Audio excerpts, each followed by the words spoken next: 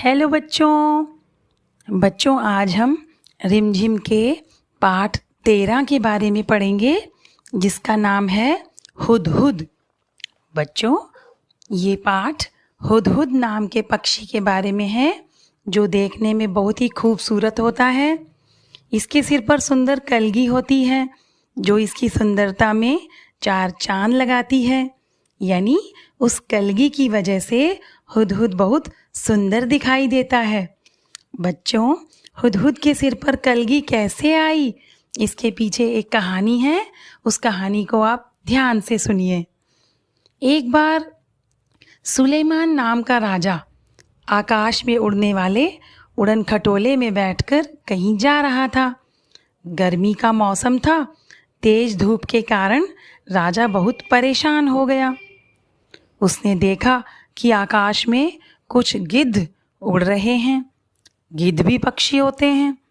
उसने उन गिद्धों से कहा, तुम अपने पंखों से मेरे ऊपर छाया कर दो। लेकिन गिद्धों ने ऐसा करने से इनकार कर दिया। थोड़ी देर के बाद राजा की मुलाकात हुदहुदों की मुखिया से हुई। मुखिया यानी हुदहुद नाम के जो पक्षी होते हैं उनके हेड से राजा की मुलाकात हुई। राजा ने उससे भी अपने ऊपर छाया करने के लिए कहा। उसने अपने सारे साथियों को इकट्ठा किया। उन सब ने मिलकर अपने पंख फैलाकर और राजा के ऊपर छाया कर दी। राजा इस बात से बहुत खुश हुआ और बोला, तुमने मेरी मदद की है, इसके बदले में मैं तुम्हारी कोई इच्छा पूरी करना चाहता हूँ। बोलो तुम मुझसे क्या लेना चाहते हो। सभी हुदहुदों ने आपस में सलाह करके राजा को अपनी इच्छा बता दी। उन्होंने कहा कि हम सबके सिर पर सोने की कलगी आ जाए, हमें ऐसा वरदान दे दो। राजा ने वरदान दे दिया। सभी हुदहुदों के सिर पर सोने की कलगी आ गई।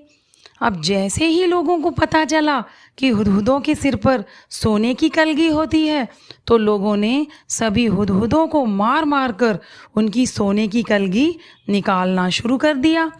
एक एक करके धड़ाधड़ हुदहुद मरने लगे। तब हुदहुदों का मुखिया राजा के पास गया और बोला, ऐसे तो हमारे वंश का समापन हो जाएगा, हमारा वंश ही खत्म हो जाएगा, तो कृपया हमारे लिए कुछ कीजिए। तब राजा बोला कि ठीक है, आज से तुम सबके सिर पर सोने की कलगी की बजाय पंखों से बनी हुई कलगी होगी जो तुम सबके सिर पर ताज की तरह सुंदर दिखेगी। उसके बाद से सभी हुदहुदों के सिर पर पंखों की कलगी आ गई। प्यारे बच्चों, ये थी हुदहुद की सुंदर कलगी की कहानी। हुदहुद सचमुच बहुत ही सुंदर पक्षी होता है। इसकी चोंच पतली, लंबी और तीखी होती है। हुदहुद को अलग अलग जगहों पर अलग अलग नामों से पुकारा जाता है।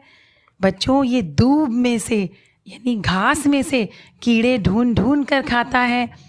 वैसे तो हुदहुद संसार के खूबसूरत पक्षियों में से एक है, लेकिन इसकी बोली में बिल्कुल मिठास नहीं होती और ना ही इसे पालतू बनाया जा सकता है। बच्चों यदि आप हुदहुद के बारे में और अधिक जानकारी प्राप्त करना चाहते हैं तो इस पाठ को ध्यानपूर्वक ज़रूर पढ़ें। धन्यवाद।